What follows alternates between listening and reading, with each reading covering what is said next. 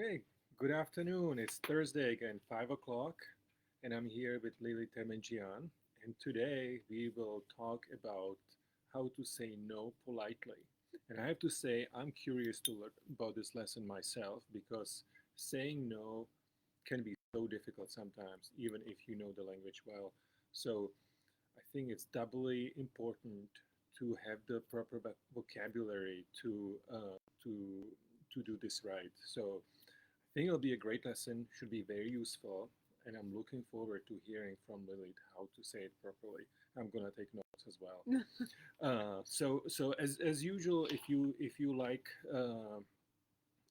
this lesson, please leave comments under this video, Mhm. like us on Facebook, and uh, let's get started. Thank you. Yes, hi. And as Ladi introduced everything, I just want to remind you that this is our eighth week, and we have already had 7 classes, 7 weeks devoted to very many different topics like greetings, farewells, polite and professional expressions, small talks, and very many others.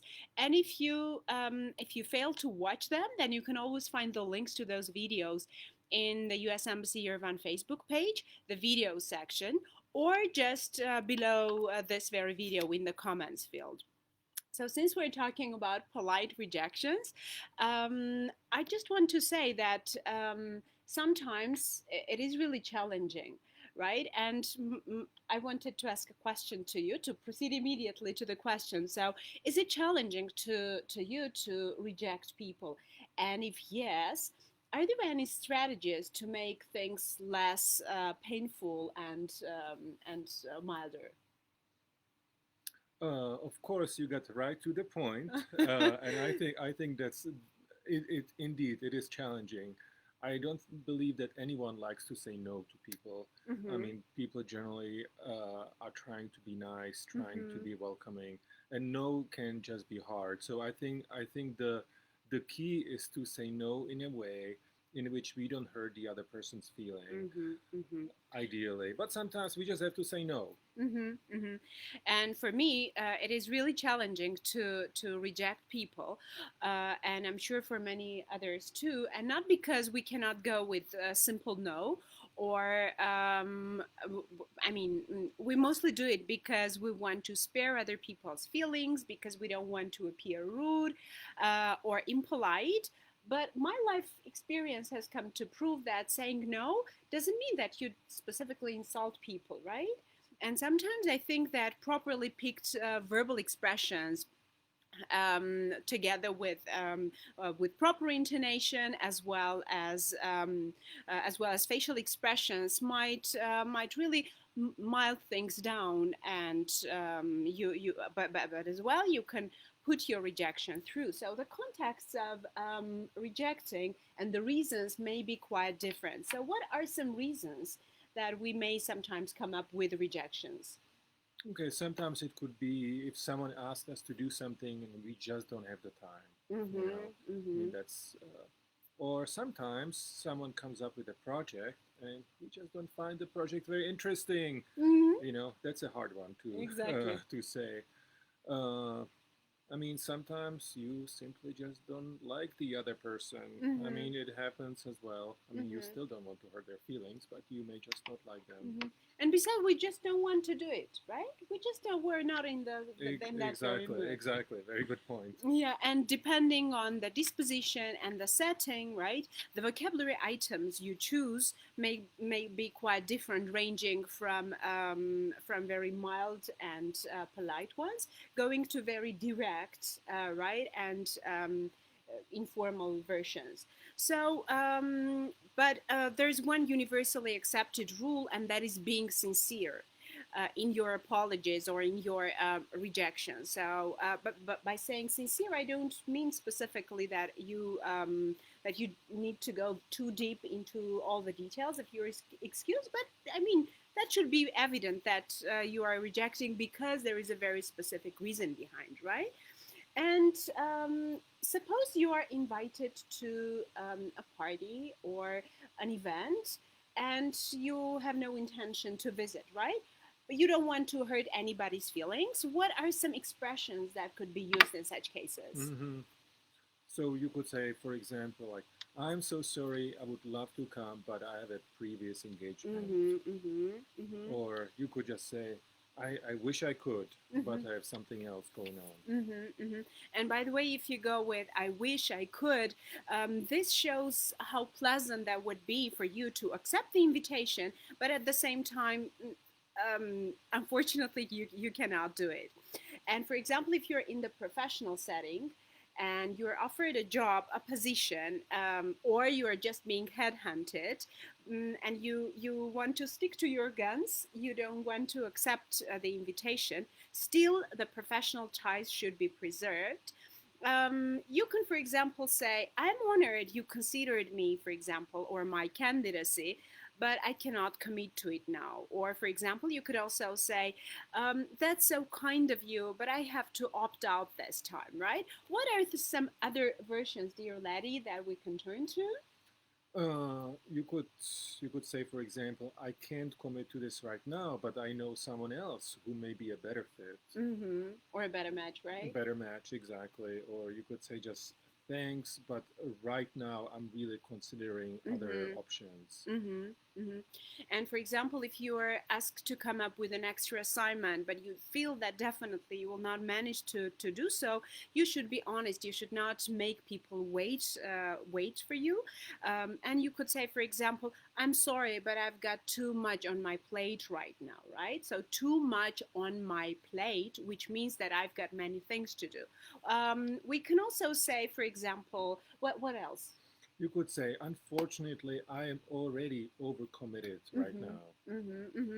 Or, for example, you could say, it's unlikely I can manage it because I'm snowed under very many things, right? That's right. And if you're, for example, in a restaurant and you're with a friend and the friend wants to offer you a treat, but you've had full of food and drinks, so you cannot accept it.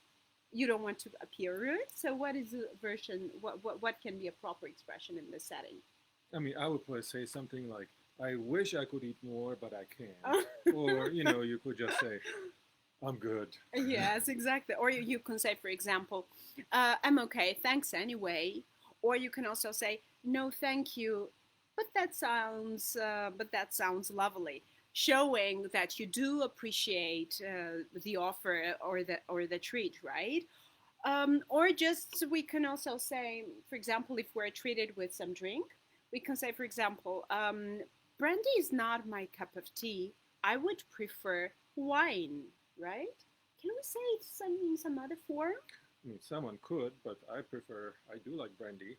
But you could say, for example, brandy is not to my taste. Brandy is not my thing. I drink wine instead. Do you like Armenian brandy? I do. Oh, good. I do. No polite rejections here. Yes, good. And so the point in these very expressions is that you politely reject brandy, though Ladi would not. But kind of you politely reject brandy, but to show that the rejection has nothing to do with the very person who is treating, you just turn it to your preference. That is not brandy, but something else, right? Or, for example, if you're invited to get involved into some activity, that can be a sports activity or a hobby or a game. What are some versions that we can turn to? You can say something like, sorry, I'm not a big fan of soccer. I can do this right now. Or, if someone wants to take you skiing, you would say, sorry, I cannot ski. I wish I could, but I can't. Or, for example, I'm not into soccer very much, or I'm not a fan of soccer very much, right? And you can come up with the explanation why, or showing your preference to that, right? And I think that correct me if I'm wrong, but if we have no intention to go on or to accept the invitation, we should be direct and very straight in that. Because if we if we wobble in between, this may leave our companion with the idea that one day we may agree and our no may turn into yes, right? I agree. That's a very important point, I think. And are there expressions we should avoid using to avoid this misunderstanding? Yeah, expressions like maybe, or I'll try to, or I'll get back to you. I'll consult my calendar. Or, for example, I'll do my best, but I cannot promise, right? So these expressions may further put extra pressure on you and cause unpleasant and quite uncomfortable feelings about that, right? How about like universally accepted and safest polite ways to reject, to come up with rejections? Are they like universally safe ones? You could say, for example, I doubt that, or I'm not sure I can. Okay. Or, for example, you could also say, well, I'd love to, but it's next to impossible now. It's next to impossible now, which is translated into Armenian like «Da գրեթե անհնար է հիմա». But sometimes we want to put the record really straight, and we don't want to be very official, or we want to avoid this extra politeness, and we want to go straight to the point. Are there some expressions we can use and we can like provide our viewers to put it straight? Some of the good expressions for this would be, for example, under no circumstances, which means never, or by no means, or absolutely not. By the way, absolutely not can be translated like իհարկե ոչ, or for example, բնավ. And as to by no means or under no circumstances, you can translate this into Armenian like ոչ մի պարագայում or ոչ մի դեպքում. You could also turn to that's ruled out, or you can also say that's out of the question, or that's beyond discussion, that's out of discussion, right? And we can translate them like դա քննարկման ենթակա չէ, այդ հարցը քննարկման չի դրվում, and anything of the kind. Any other? I mean, if someone is offering you some food that you don't like, for example, you can say, I cannot stand this. But that is very direct. Like very rude. And probably you can say to very close people, right? Exactly. Yes, I agree.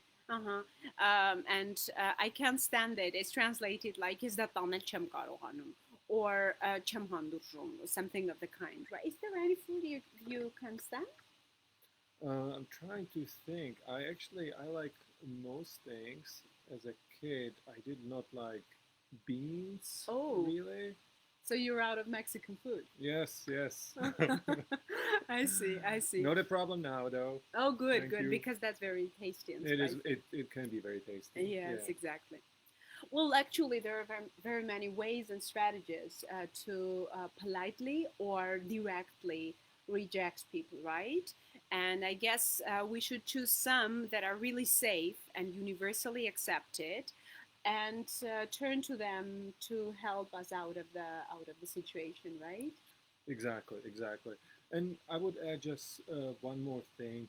It is hard to say no, but I think we also do owe it to the people that we are saying no to be straightforward. You know, as you mentioned, we don't want to leave them hanging, hoping that the yes will come eventually. If we do mean no, let's just say it, using some of these great expressions that you offer to our listeners. Well, probably at this point, if you have questions, we would be happy to answer them. If no, then we kind of wrap up our today's meeting. But we want to remind you that there are 2 more classes left. So 2 weeks are waiting ahead. And if you want to get involved into more details of English speaking etiquette, so stay tuned with us. and follow our classes during the coming 2 weeks. And just a kind reminder that you can follow and go back to the previous lessons in the video section of the U.S. Embassy Yerevan Facebook page. So I guess that's it. Yeah, so thank you. Stay tuned and see you next week. Thank you very much for watching. Thank you, Lilit, as always. Thank you, Ladi. It's great having you. Thank you very much. It's always nice being with you here. Thank you.